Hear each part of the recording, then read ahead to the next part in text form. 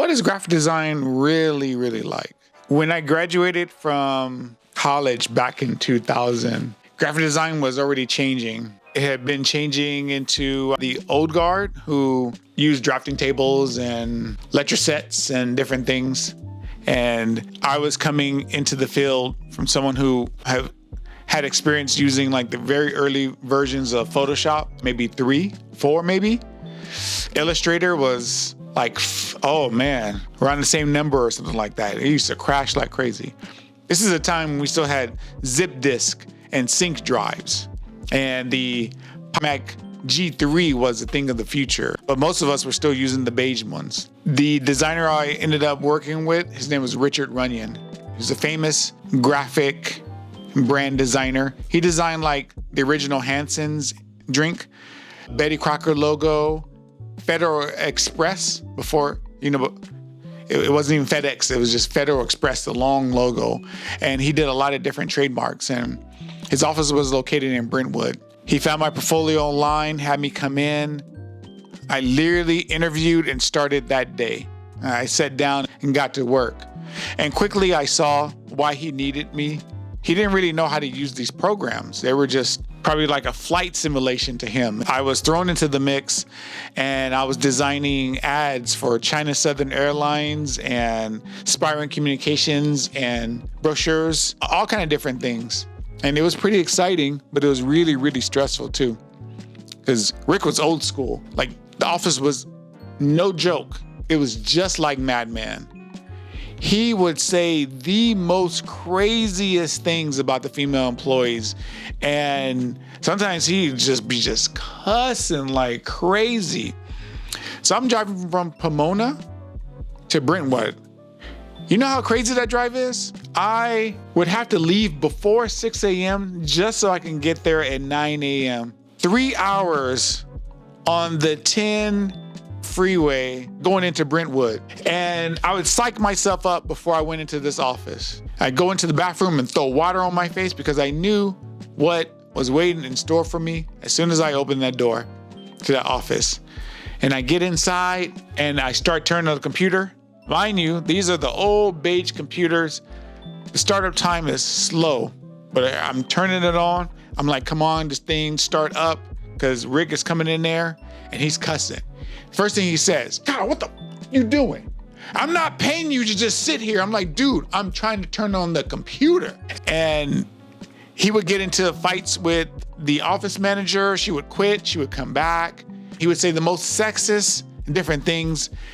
I was so frustrated with this guy, I called my mom one time and I said, Mom, this man has called me every name but the N-word. That's no joke. But I put up with this for a year because the opportunity to, work like that, because this is the early 2000 and we just had the .com bubble.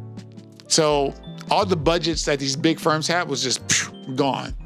The prospects I had of working with Deutsche Advertising or Gray or Landor, and it was non-existent. So I was happy to have the work, and I busted my chops there, and I became real competitive. I was already competitive in college, thanks to my professors, but now it got to be cutthroat in this place. I stayed there for a while and then eventually left, just because it just wasn't good mentally. And the drive was just killing me. I had the giant book CDs that has like holds 300 CDs. I just bring that into my car and just be playing all those CDs. It took me like 2 hours and a half to get home. And that's me leaving at like almost 8 o'clock at night. Anyhow, I wanted to say what real graphic design is like. Real graphic design, it can be frustrating. Online, what we're seeing is a lot of polished branding projects that look super cool. It's like a complete system. Like it's almost like you can just buy this system of just like, it's gonna come with the logo, it's gonna come with the lockups, it's gonna have a pattern, it's gonna have your font, it's gonna have all these different things, and it's packaged into this PDF for you to go out and just like, here's your brand, go out and just make a business. That is just one component of design. Real graphic design is dealing with people like Rick, who are mad at you for your solutions, but also happy when you deliver them the way that they want. It's not the cool logos all the time. It's hang tags. It's caddies, little boxes that hold like your shampoo, conditioner. It's changing the ingredient deck on one product because they've switched it out with another one. It's setting up bottles for screening. It's setting up labels for 4-color process. It's making sure that your Pantone colors are called out correctly. It's getting artwork out in time for the vendor to do a proof that you need to sign off on in a couple of days for them to run it on the press. Real graphic design is going to a press check and making sure that the PMS color that you actually picked is printing correctly on the card or the board stock that you've chosen. It's picking an aqueous coating over a shiny UV. The bread and butter of graphic design is everything that I do, production work. And once in a while, a really cool branding project comes around.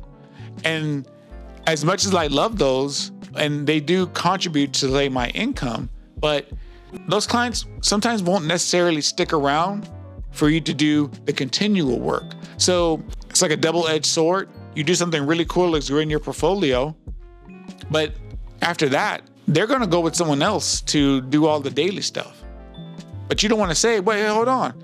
I know I did the cool branding stuff for you, but I want to do the bread and butter stuff too. They've already boxed you in a pedestal, put you in a pedestal now, because you're like the grand designer who wouldn't even touch a simple job like that. But here's the kicker, we need those regular jobs to do. As we get more older into our careers, if you have the opportunity to really set yourself up correctly and you're doing a lot of branding projects and that's all you're doing, that is great. But just like there's a lot of people that can sing, but they don't go on to make a record, a lot of graphic designers are really skilled, but we don't get those Instagram-worthy jobs all the time. We get stuff like, setting up a file for a cannabis company and all the other kind of things I mentioned. They're not glamorous, but they do contribute to our income. And I don't want to even pretend like they're beneath me, or I'm just gonna pretend as if they're not even in my client base. They definitely are. And I'm happy to have them as I get advanced in the field, but also advanced in age. Because the superpower of being a graphic designer, like a real graphic designer, is that not only can I create something on the screen, but we can also create something that we know that our client is, when they wanted to get it printed, we know all the steps, we know the programs that we need to work with, we know how to separate our colors, we know how to package up our assets, we know what to look for when we're actually looking at a PDF proof or a physical proof. And we have the knowledge to go to the printer, sit with them for hours, sometimes days, as they're running box after box, label after label, catching little small, minute things, telling them like, hey, this color's not coming out right. Maybe you need to change the roller. Maybe you're doing flexo printing. Maybe it's a spot white color or something. There's a whole bunch of different things, but that's what it's really like. It's not the glamorous stuff. Glamorous stuff is cool. It's like the shiny clothes, but underneath it, my business is maintained through my relationship with helping clients with production. Maybe this resonates with you. Have you been feeling like, because you're not doing the branding projects that you see online, that you're not like up there as a graphic designer? If you've been working for 5, 10, 15 years or 20 years as a graphic designer doing this, hats off to you. You're doing a freaking excellent job staying in this field and providing value for our clients. If you got any comments, drop them below. Otherwise, look for me in my next video. Check you next time. Peace.